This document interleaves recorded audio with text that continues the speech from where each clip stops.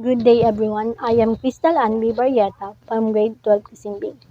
Today I am going to present a book review of The Isles of the Lost, a Descendants novel written by Melissa de la Cruz.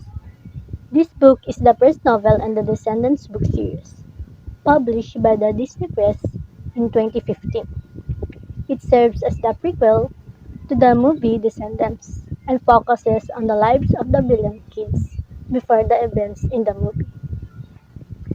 The story takes place on the Isle of the Lost, where all Disney villains were imprisoned after being defeated by the heroes. After the fairy tale kingdoms were finally free from the evil, Beast and Belle united the lands into the United States of Aradon to punish the villains for their crimes. They were then banished to the Isles of the Lost, where a magical barrier prevents magic from working. The island is dark, poor, and dangerous, and the children of the villains are expected to follow their parents' evil ways. The stories mainly follows Mal, Evie, Jay, and Carlos, the teenage children of Maleficent, the Evil Queen, Jafar, and Cruella de Vil. As they grow up on the isle, they struggle to survive and deal with the pressure of becoming villains like their parents. Mal deals with her controlling and cruel mother Maleficent, who constantly reminds her that she is destined to be evil. Evie, the daughter of the Evil Queen, tries to earn her mother's approval by being beautiful and obedient, even though she is actually very intelligent.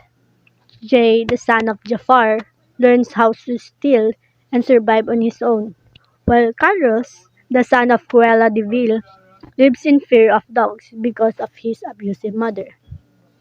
As the story continues, the four characters slowly become friends.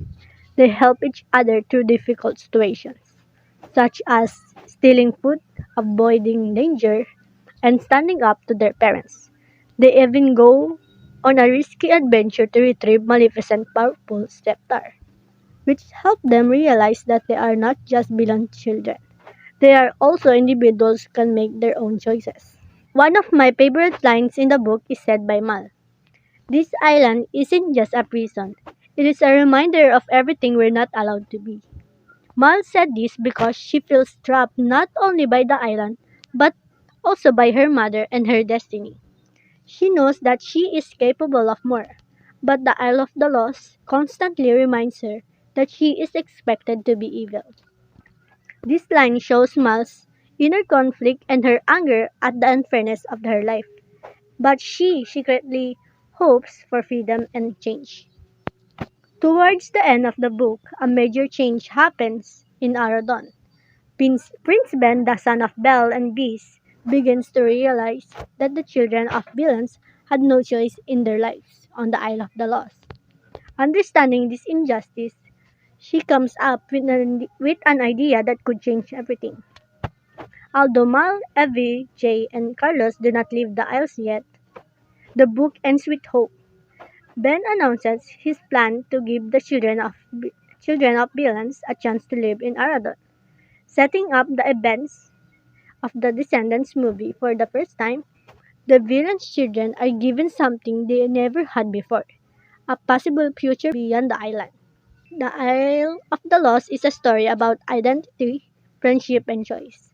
Melissa de la Cruz reminds the readers that people are not born evil, but are shaped by their environment, and that they still have the power to choose who they want to become. I highly recommend this book to readers who enjoy fantasy, Disney stories, and meaningful character development. That's it for today's video. Don't forget to like, share, subscribe, and hit the notification bell para updated kayo. See you in my next vlog.